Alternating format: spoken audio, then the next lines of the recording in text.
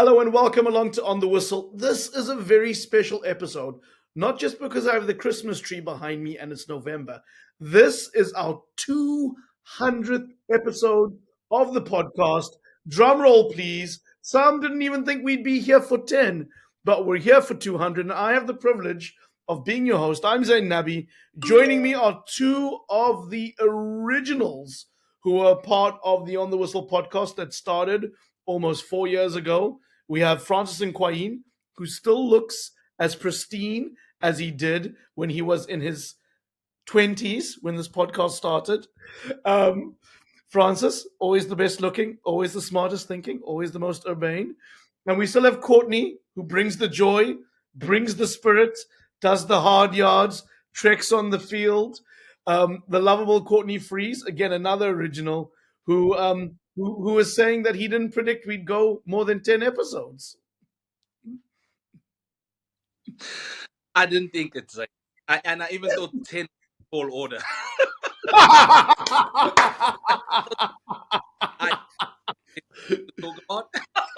We're in trouble.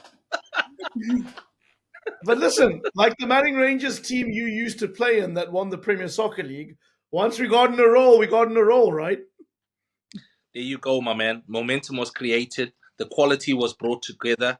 We added a bit of youth in it as well with the handsome man at the top, Mr. Alasdair Howorth, the Blackburn supporter. And that just created the moving on. That just created momentum. Absolutely, right? Like all great teams need an infusion of energy and youth, and that's what Alasdair Howorth brought. The Kenyan, our cross-platform reporter, our man who goes and writes for all the top publications out there, Al Jazeera, CNN, The Guardian, all these fancy places that only Francis reads, where the rest of us stick to the tabloids. But listen, Ali, a pleasure that we've got you on and making sure that another part of the continent was repped.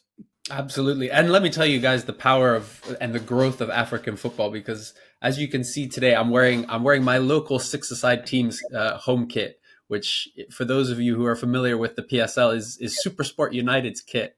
Which my own six-a-side team now wears. And let me tell you, it's completely independent of me. I was telling Courtney this last week that this team I joined up with, they were like, oh, we've got these kits we use, and they rock up and show me a Super Sport United kit. And let me tell you, they couldn't believe me when I said, actually, I run a podcast, and on it we've interviewed the CEO, the head coach twice, the former captain, and a few other players.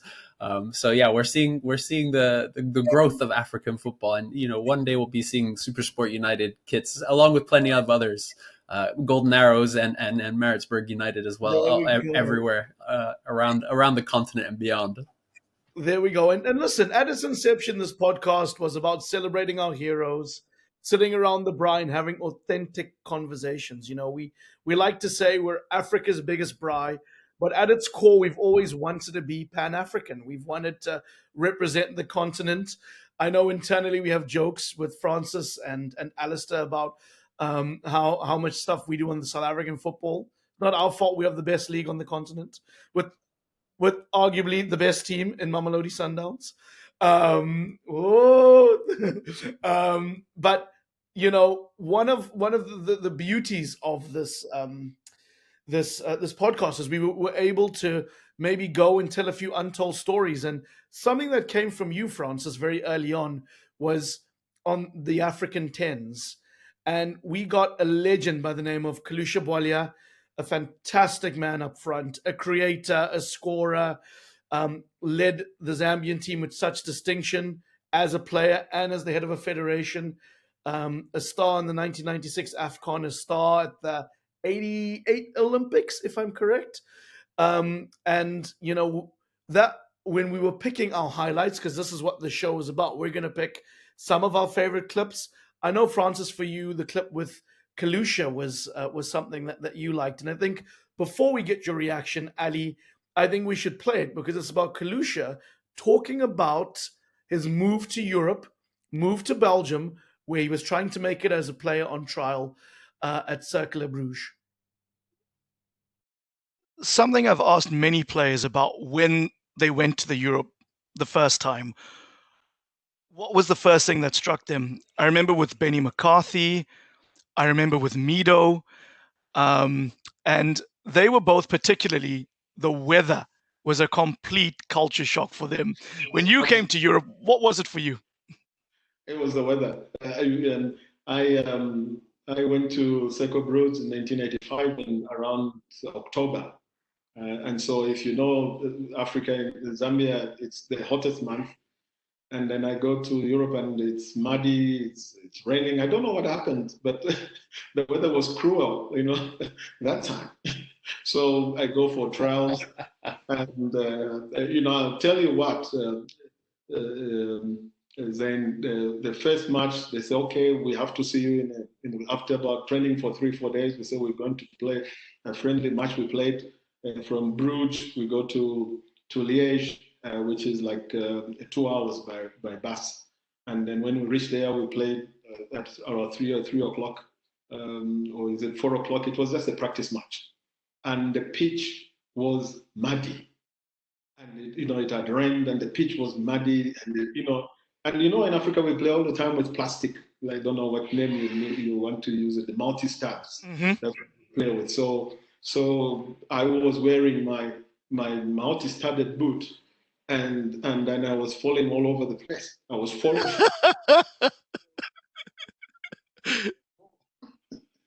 I think in the first half I touched the ball maybe once. In 45 minutes, I touched the ball maybe once, and then the guy said, "Look, why don't you change your shoes?" So they gave me. You can imagine, Holland and Belgium sometimes they come from blowing everywhere, and the ball is hanging in the air. The ball got heavier. My boots were killing me, and so after the game, I said to myself, "Hey, maybe this is not for me. Maybe I'm not supposed to be a professional football player. Maybe it's better to go home." Really, and the people were saying, I remember they asked, even in another language that you don't understand, even if they spoke Flemish or they spoke French, the people asked, "Hey, how did the new player do?" And the people were shaking their heads, "He can't play. He can't literally play." So that was my trip back now in 12, sitting in the bus, thinking it's the biggest mistake of my career to move, because, I was known in Zambia playing, and now I was in Belgium, and coming from this friendly match, not having touched the ball, probably touched the ball 45 minutes, first 45 minutes once, in the second half maybe 3-4 times, not one goal on target. The great Kalusha Bwalia there, retelling his story about his first trial in Europe. And I know, Francis, this stood out to you. It did, and firstly, even before I get into that, I want to say what a pleasure it is, being able to be with you guys for the 200th time. But this particular memory, or this particular clip, stuck out for me because of it symbolizes for me what exactly this our platform has come to be, an opportunity, or a place where people are sharing their very, very human stories. This is a talent that now, when we speak of him, and even at the time when people spoke of him, nobody would imagine that these were the realities of the challenge, about a young man leaving the geography in which he was accustomed to being a star. Nobody questioned whether he was a good player. He was good enough in his home turf to be able to be recruited in Belgium at a time where these moves were exceptionally for the exceptional. And he comes in, and because of the challenges of acclimatization, these human elements, where a simple thing is maybe even the shoes you wear, whether the rain fell the day before, you demonstrate your wares, so to speak. This element stood out for me because in the game today, we don't give a lot of opportunity to understanding these challenges, these human challenges that a lot of the talent has.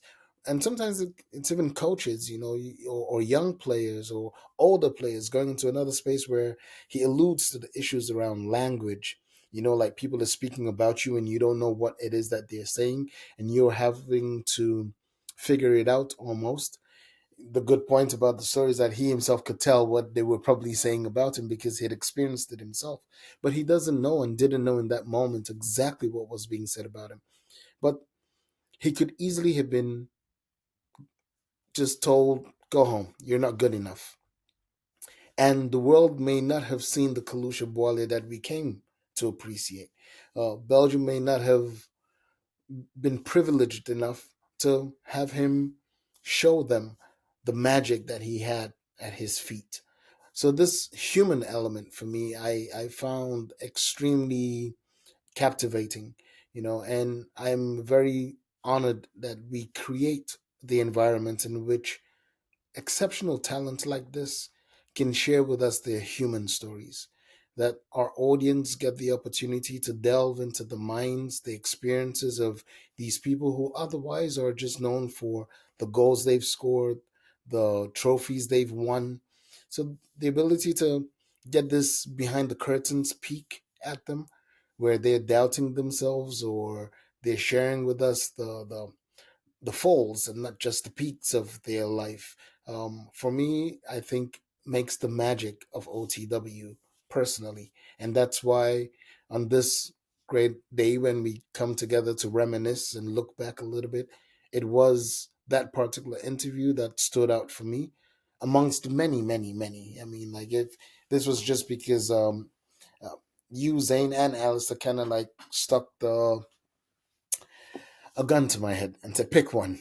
So No, we have same so to many that. highlights, right? This is the beauty of the Yes, podcast. exactly, exactly. And when you mentioned Kalusha, it was oh my, we've had him on. You know, the Great Kalu was here, the top scorer of the '96 AFCON, the man who has part of the Zambian team that got rebuilt after the plane crash, the man who was at the helm when they won the AFCON 12 years, or not? Was it 12 years after? It was no, it was much longer. After the plane crash, but Yes, it was all these amazing things that came back. And that podcast was so interesting as well because we learnt about the likes of Bebo and the great tens that the continent has ever heard of. And Kalusha was able to give us insight yes, on going to play in Cairo. And I can't remember if it was versus Egypt or Al Ahly, but you yeah. got a sense of what a great player he was. He was, you know.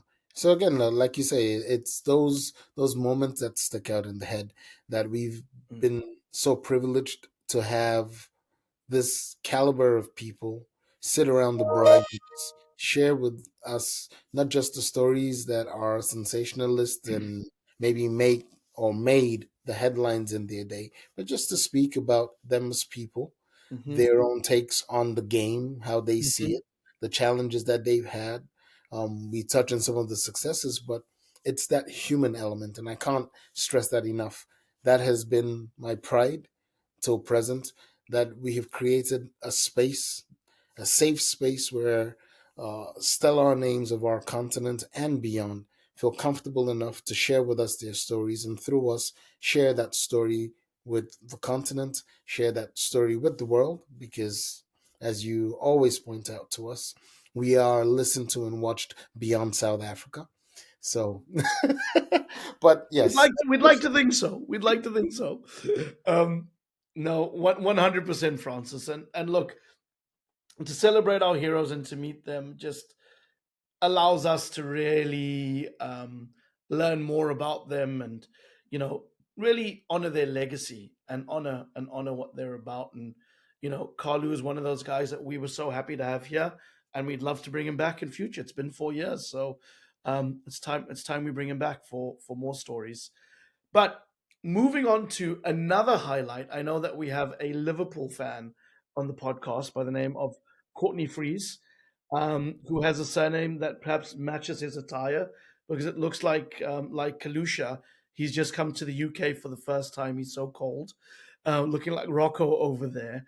But Courtney, before I give away your clip, you picked Bruce Grobler, the former Zimbabwean and Liverpool goalkeeper, a man with a cult following, a man with a very colorful life, a man with lots of stories. And being a Liverpool fan, this the anecdote that he gave us was about how he believes he led to Liverpool's first Premier League title success by ending a curse on the club. Take a listen to this. In 1992, I had a testimonial for Liverpool. I was sponsored by our lager in Zimbabwe called the Zambezi Lager. So for the whole year, they gave me crate loads of beer that when I had dinners, I could put these on the table and everybody would drink up and be merry. And my testimonial was at Anfield, and they sent the witch doctor because they've got a witch doctor with Zambezi Lager. And I didn't know if he was a real one or whatever, but before the game, he went and he got all his mushonga, his muti, and he went and splashed it on the posts, Cop end first, and then he went down the Anfield Road end, and then he got the mic, and he said to the fans, there were 33,000 people, if you don't have Bruce Grobbler, the jungle man, here at Anfield, you won't win the league again. And that was in 1992. Do you tell me if the thing doesn't work? Because when Stevie G slipped, remember when he slipped and we came second? Yes, remember it very well. Courtney, because he's a Liverpool fan, will remember it even better than me. So, Courtney, before that game, I had this inkling that, and this itchy feeling that, because I've been away in Canada and I've come back and I thought, what is it? What if this witch doctor is right and we haven't won this thing? And then I remembered, what do you do if your witch doctor actually does anything on the posts? You get your guys to go and pee on the posts. And because it was my testimonial, I knew that I had to go and pee on the post. So I went into the toilet with a water bottle, poured the water out, peed in the bottle, put the top on, and when we went out onto the pitch, on the cop end, I poured the water, the pee down the post, and I splashed it over the top on the crossbar, put the top on, put it in the middle of the goal. We played the first half. Now they scored, we scored, so it was 1-1 at half time. We switch over to the other side, and I did exactly the same. Right? We still level, 1-1. Finish the game. Penalties. One penalty each. It's sudden death. So we scored. I've done my business with the post on that side and splashed it. I end up saving the penalty that side. We win the Corporate Cup. And from that day until now, Liverpool first team have not lost a league game at Anfield. So you tell me if it's not right or wrong. Bruce Grobbler, ever the record here, make what you will of how he ended the Liverpool curse. Courtney, talk to us about that anecdote. Talk to us about what you remember of our time with Brucie. Well, well, firstly, when you think of Europe, you think of first worldness, you think of all these technological aspects. Never did I think a curse would be broken by urine. I mean, if it was that simple, Francis, I mean, all these years of dominance from United might never have existed. Of course, I'm just, I as you know, I play football, and we used to play football, and we had a witch doctor, and we had things we used to do, and baths with medicines we used to jump in. But I never thought that, Bruce Grobbler would come to England. The thing about Bruce Grobbler that we found is that his openness and honesty was just wonderful to listen to. This is a mega star playing at possibly the biggest club during that era, between the 70s and 80s, most successful during that time. And there's this African gentleman from Rhodesia at the time, now we know it as Zimbabwe, who was not just a good player for them, a highly successful player. And I mentioned his honesty as Zayn, because there's another thing he mentioned about the fight between him and Steve McManaman in the Derby game, which a lot of people think he had a problem with McManaman. Yet that wasn't the problem. He had a problem with Mark Walters that didn't close down the ball, and he said McManaman was just closer to him, so he started fighting with him. He had no problem with him at all. There's just that of honesty, and I'm also going to say that level of chaotic thinking mixed with a bit of, too much bravado. He was just a fantastic person to listen to. And wow, did you ever think a curse could be broken that way? Let me tell you, we've been talking a lot recently about, Everton being sanctioned, City and Chelsea cheating. These guys have been wasting hundreds of millions of pounds. These guys just need to hire this same witch doctor that this Zambezi beer had, because they'll be cleaning up titles. Exactly. Where do you go with that? Where do you go? Well, listen, I think we like to celebrate our heroes. We like to also hear funny and entertaining and quirky anecdotes that Bruce gave. But I remember one of the anecdotes that stood out was a guest that you know really well, Francis, Benoit Assou-Ekotto. And when we were brainstorming about people to bring on, you had suggested Ben was a beautiful mind. I remember that was the phrase. Like, he's a beautiful mind, and he doesn't think like a normal footballer thinks. And he still is. But before He's getting even more beautiful. So we'll really get back on. but before I get to the anecdote, I just wanted to ask you why you think he's so interesting and entertaining, Francis. Now, in the journey of in football so far, he stands out to me as one of the most independent-minded people I have met.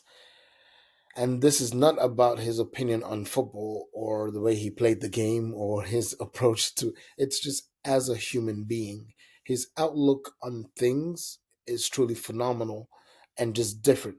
And he has a way of explaining them with a certain logic and simplicity, that, whilst nuanced, when you actually look at it, comes natural to him. And that's why when we started this and we were speaking, like you rightly said, about the different people who could have on, we were very clear that we also wanted people who had something to impart, and that could also not just do the typical answers to basic questions and tell you it was a game of two halves and that kind of stuff. And that's why we reached out to him to say, please come and share some of your takes on things with us. And he remains that person, and he's remained a friend to On the Whistle through the years. Always, he actually logs in and watches and will send me messages afterwards and say, "Oh, I was listening in on the one the other day, and this person said this.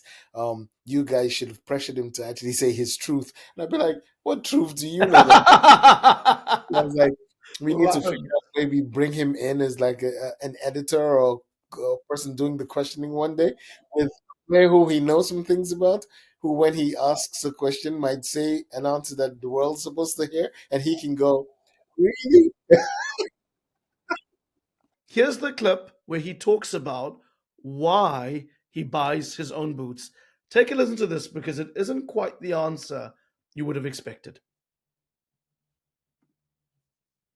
I've got to ask you. I read an article about you about a year ago about you. You purchase your own football boots off eBay. Yeah. Explain to me why, as a professional, when you could have been sponsored, why would you do that? Okay. Is what we talking about few minutes ago.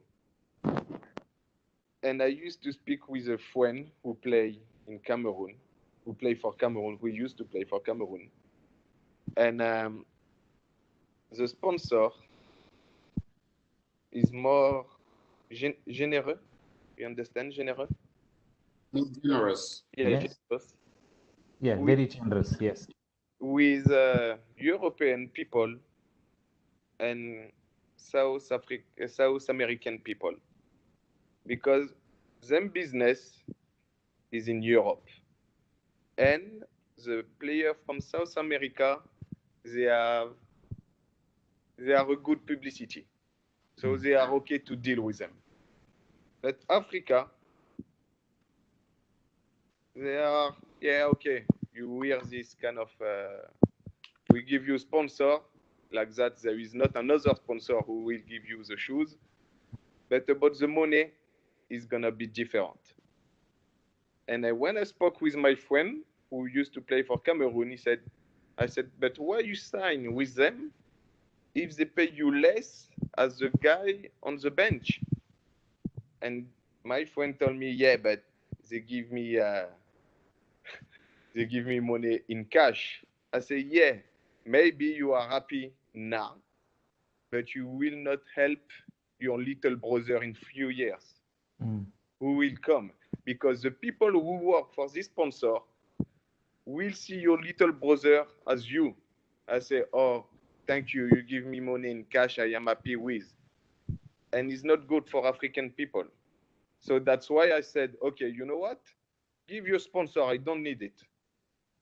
There is no reason as you give me a sponsor, I'm stuck with you, and you give less money as the man on the bench. Let me buy my shoes. If Monday I want to play with Nike, I play with Nike. If Monday I want to play with Adidas, I play with Adidas. And I am free. You know? I love the fact that you said I am free, because players become caged by their contracts. Exactly. If it's a gold cage, cool.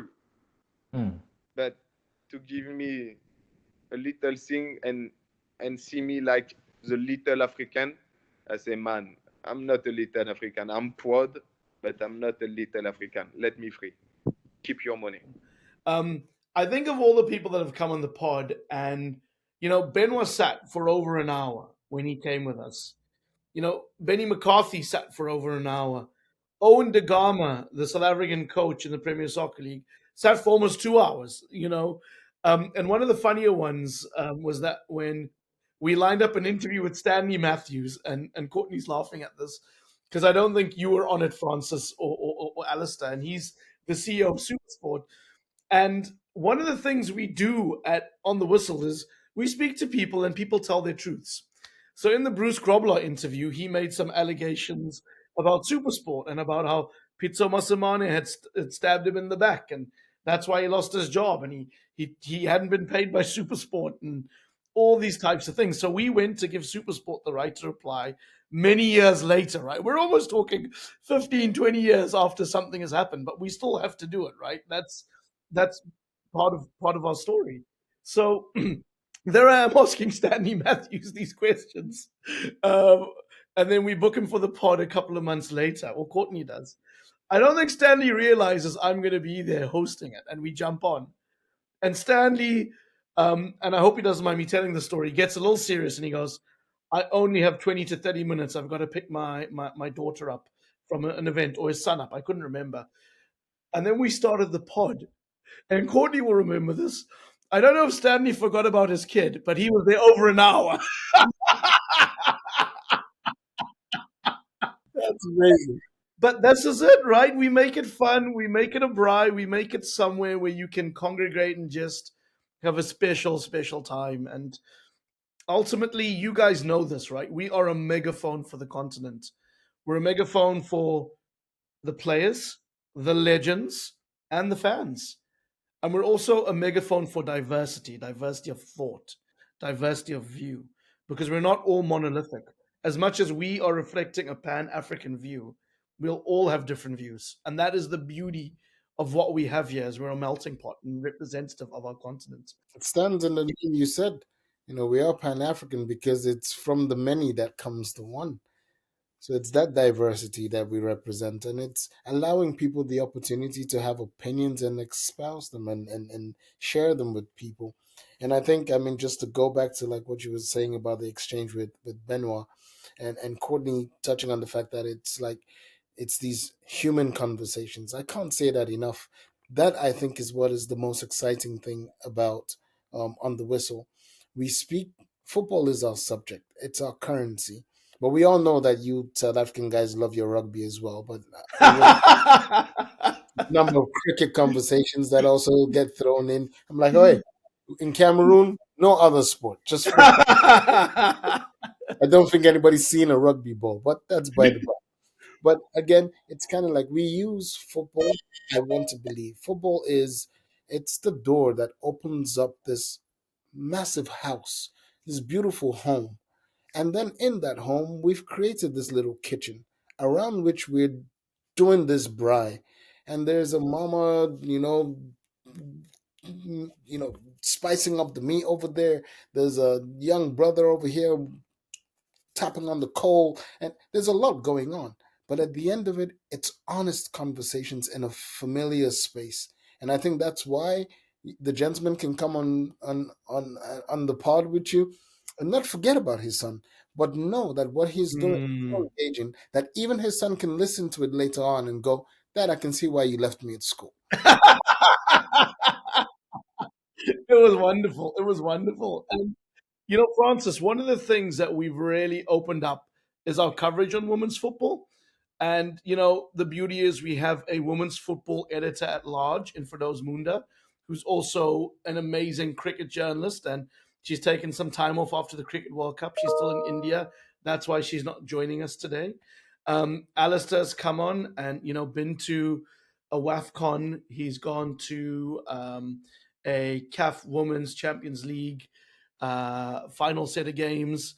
And Ali, in the build up to the Women's World Cup, we were doing a lot of content around some of the key themes, Morocco's rise, Banyana being the champs. But the team, and maybe this pains me to say it being a South African, is, Nigeria, the Super Falcons, who have set the bar in women's football for so long on the continent, going into the tournament with one of the game's absolute superstars in Asisat Oshuala.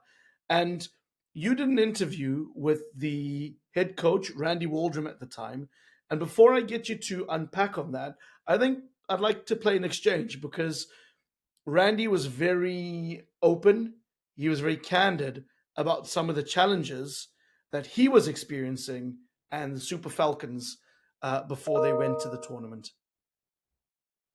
But I had hoped that one of the reasons they brought me in was to help implement some change in the way they do business, and that I could have instituted some change for our players, where they're getting paid regularly and they're not sitting overnight at airports waiting on a connecting leg just because it was a cheaper flight, like let's get them on a flight that gets them with the least amount of connections and time at the airport to our destination. And I was hoping I was going to be able to help influence and some change. And unfortunately, that's not the case. The NFF is not interested in that. And that's, if I have a disappointment, that's been my one big disappointment. And that's why, I recently have spoken out a little bit about some of the things that are going on, is because, once this is over and I leave, you would like to think you had a small piece of influence in way things are done for the future. So that's probably been my biggest disappointment. Obviously we'd like to have better results, but I'm sure you and I will get into that in a little bit here in our conversation. But that's probably the biggest cultural aspect that I've had to deal with. Absolutely. And just on that, talking about the federation, you're saying, one of the reasons why you stuck with that job and with Pitt was that kind of security as well. Yeah. And we know the players, obviously, at the, for the listeners who don't know, at the last women's AFCON, after the semi-final, they went on strike for a couple of days because they weren't getting paid. Throughout your time with Nigeria, do you mind me asking, have you been paid every time? Has that all been on your end sorted out? Have you had any issues in that regard? No, it's been nothing but a constant issue. I mean, up until about 3 weeks ago, I have been owed 14 months of salary. Up until about 3 weeks ago. And then 3 weeks ago, they paid 7 months of that salary to catch me up. Before that, the year and a half, 2 years before that, the salary was the same thing. I'd go 5-6 months without anything, and then they'd pay you a little bit of it. And then, the same thing. So starting July, we'll be 8 months, behind in salary. And I think we still have players that, we still have players that haven't been paid per diem and bonuses for 2 years ago when we came to America and played in the summer series against the U.S. and Portugal and Jamaica and those, we still have players that haven't been caught up to speed with that. The players, my understanding is the players got paid finally many months later for AFCON, but the other events that we've been at, they haven't been paid. So it's a travesty. And that was Randy Waldrum, the Super Falcons coach you were hearing from there. Not often you have anybody speaking that candidly ahead of a tournament. And Alasdair, I'm gonna bring you in, but I have to say, when you look at what Nigeria did at the Women's World Cup, where they were penalties away from beating England, who were finalists,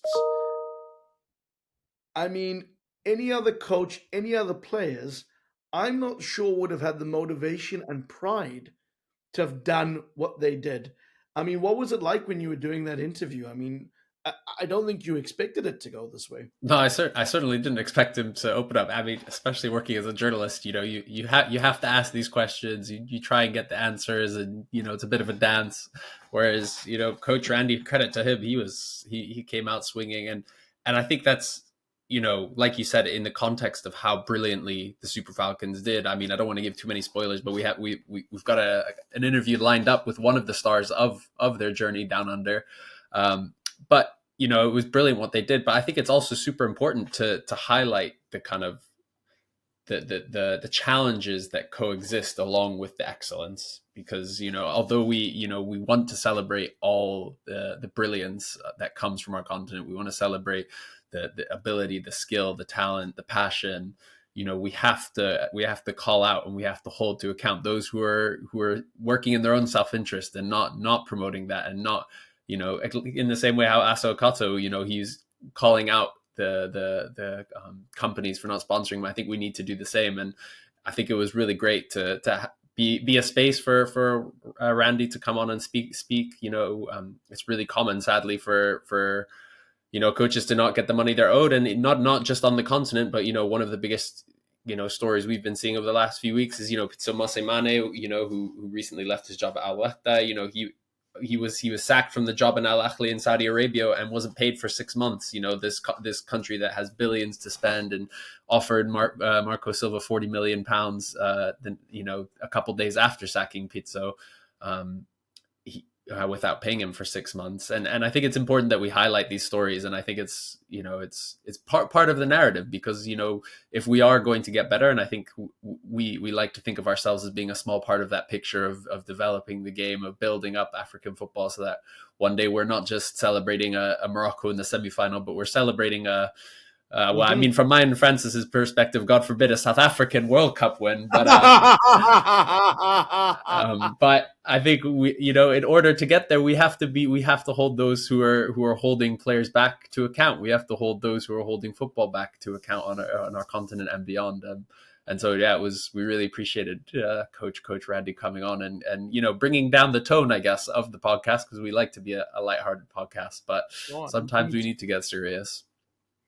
Absolutely, and there was an incredible amount of media pickup on that. A lot of reporters citing that interview from us, from the BBC to the Guardian, the Athletic, obviously huge in Nigeria, with Pulse and a heap of others, just using the content that we had provided there. And again, we're a safe place for people to come and talk. We like to talk to people about what they're passionate about. We like to talk to them about what motivates them, what makes them get up in the morning, or if they want to get a message out there, we can be that platform for it.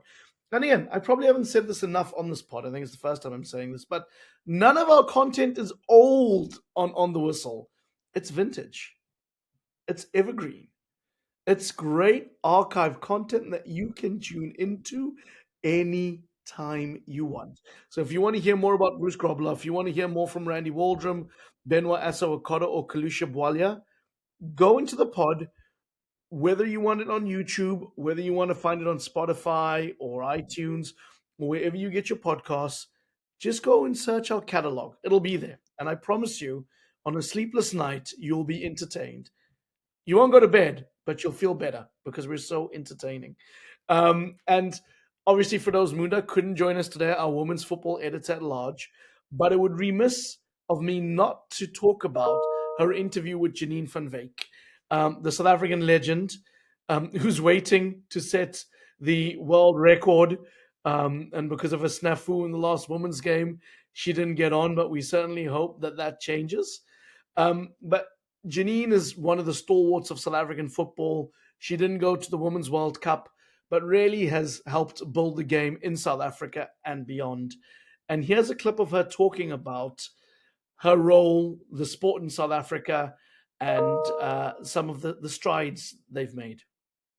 I mean, you spoke about Africa and you mentioned Nigeria and Cameroon. Can I ask specifically about Morocco? I mean, obviously you beat them to win the AFCON, but they seem to be flying, women and men. You know, they've got girls playing in English leagues and the men are doing so well.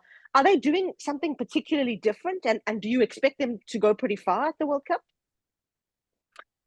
Morocco is a flying African country at the moment, and that is because they are so well invested in their teams, from development structures up until their first teams, and their men's and women's teams. I mean, we were in Morocco for the African Women's Cup of Nations, and we went and trained at their facility, their national facility, and it was top notch. It was like you were in a European country. Sure. They had so many fields, they had gym facilities. You could see that they're really investing in their teams and their players, and it all comes from, you know, player investments, player development from a young age, and getting the right structures right.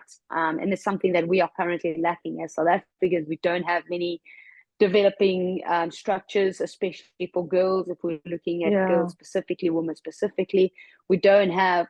It's just right now that we have the top teams playing in the Hollywood Bet Super League, and we have the SASA League that's been, you know, a women's football pioneer for so many years. But what is happening below those leagues? It's really nothing. You have so many girls that are now interested in playing the game, but they are still playing with boys, which is not a bad thing, because I think it actually increases your performance playing with the boys. But there are no structures there. There are coaches, educators put in place for these girls to actually learn and educate themselves about the game. It's one thing of the girl just being put on a football field and playing, but are they actually learning to play the game? And that is the difference between where Morocco has got it right and where we still are currently lacking. And who would have thought, Courtney? She's saying that Morocco are doing well. Shock, horror. Francis, a South African looking elsewhere. Shock, horror. Well, we all know. I don't think anybody can take away from what Morocco are doing. I think 100%. And on this pod, we know that as a fact. We have celebrated and highlighted as much as possible, wherever possible, the magic of what it is that they're producing over there. And it's great to hear one of the greatest in the game also highlighting that her nation could take a leaf out of that book to advance their cause on home turf. Well, Moroccan football has been thriving, and it's been a pleasure to watch that from afar and watch that up close, whether it's on the women's and the men's sides. And for those of you who are listening out, again, this is our 200th episode anniversary. We're so proud. On the Whistle, your home for African football, Africa's biggest braai. We're still here. We're not going anywhere. We're looking forward to going into year 5 in 2024 and getting bigger and better. And if you have any thoughts on how we can do that, please let us know on our social media accounts, OTW_podcast on Twitter and Instagram. Also, feel free to leave a comment on YouTube and Facebook. Just search for the On the Whistle podcast channels. And we would love to hear from you.